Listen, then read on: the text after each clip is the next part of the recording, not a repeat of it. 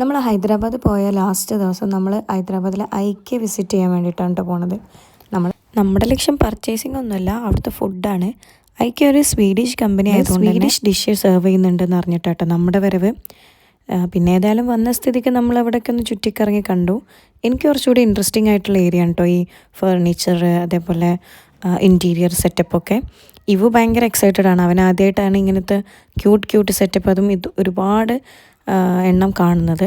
അതുകൊണ്ട് തന്നെ അവരെല്ലാത്തിലും എന്ന് കയറി ഇരുന്നൊക്കെ നോക്കുന്നുണ്ട്. പിന്നെ ഇത് ഒരുപാട് വാസ്റ്റായിട്ടുള്ള ഏരിയയിലാണ് കേട്ടോ.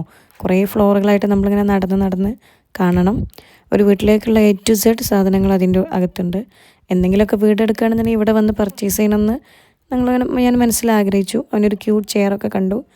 പിന്നെ നമ്മൾ മേലെ എത്തി കുറച്ച് സ്വീഡിഷ് ഡിഷസൊക്കെ ഓർഡർ ചെയ്തു. നല്ല ടേസ്റ്റ് ഉണ്ടായിരുന്നു. ഒരു വെറൈറ്റി ചിക്കൻ ബോളൊക്കെ ഉണ്ടായിരുന്നു. പിന്നെ ഈ കേക്ക് അവന് ഒരുപാട് ഇഷ്ടമായി. നല്ല ടേസ്റ്റുള്ള കേക്കായിരുന്നു. അപ്പോൾ അത്രേ ഉള്ളൂ. ബൈ.